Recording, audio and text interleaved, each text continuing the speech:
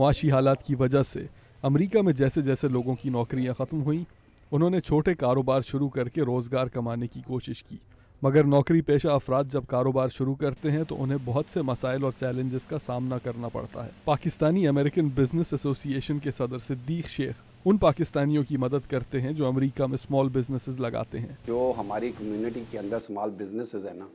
جب وہ small business لیتے ہیں نا تو ان کو ایکچولی گائیڈنس بہت کم ملتی ہے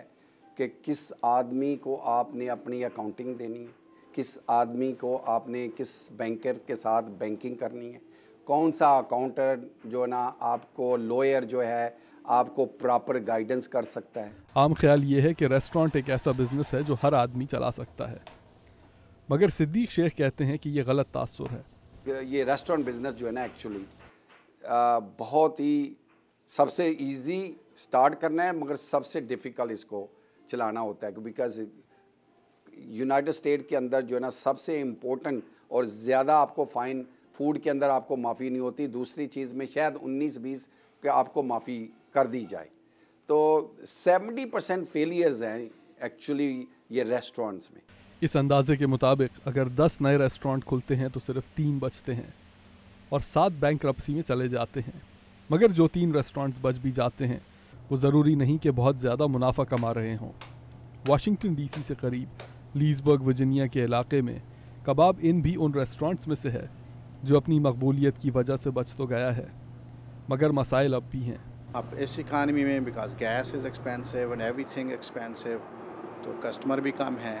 لیکن اللہ کا شکر ہے we are just surviving and with the hope that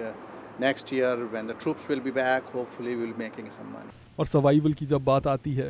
تو پھر مینیو میں موجود آئٹمز کی قیمتیں کم کرنی پڑتی ہیں۔ پرائز ہمیں پہلے سے کم کرنی پڑی ہیں، کچھ پرائز ہماری جو تھی وہ اکانومی کی وجہ سے لوگ افورڈ نہیں کر سکتے، تو وہ ہمیں تھوڑا سا جو ہے نا کم کرنا پڑا ہے اس کا۔ بھارت کے سبزیوں والے کھانے کے مقابلے میں پاکستان کا کھانا مرغی، گوشت اور کبابوں کی وجہ سے گوشت کے شائقین کو زیادہ پسند آیا کرتا تھا، مگر گوشت کی قیمت اتنی زیادہ ہو چکی ہے کہ اب پاکستانی ریسٹورانٹس بھی سبزیاں بڑی تعداد میں استعمال کرتے ہیں۔ پیسے کم ہوئیں گے تو نہیں کھائیں گے لوگ، کباب کھاتے تو بفے کھا کے چلے جائیں گے۔ اس ہوٹل کے خانسامہ یہ کہتے ہیں کہ پاکستانیوں کی طرح امریکی بھی گوشت پسند کرنے والی قوم ہوا کرتے تھے، مگر معاشی حالات نے ان کے کھانے کا انداز تبدیل کر دیا ہے۔ کری پسند کرتے ہیں، وہاں سبزیاں ہیں الگ الگ کی سبزیاں جو ہے وہ پسند کرتے ہیں تو وہ کھاتے ہیں۔ مگر صدیق شیخ یہ کہتے ہیں کہ برے حالات میں کاروبار کو بچانے کے لیے نہ صرف قیمت گرانا ضروری ہوتی ہے بلکہ مارکیٹنگ اور ایڈورٹائزنگ کی ضرورت اور بھی زیادہ ہو جاتی ہے۔ اس وقت دیکھیں ویب سائٹ ہے، کوپانز ہیں، ای میلز ہیں، پوسٹ کارڈ ہے، تھینک یو لیٹر ہے، پھر پروموشن کارڈ، گولڈ کارڈ ہے، so there is so many different ways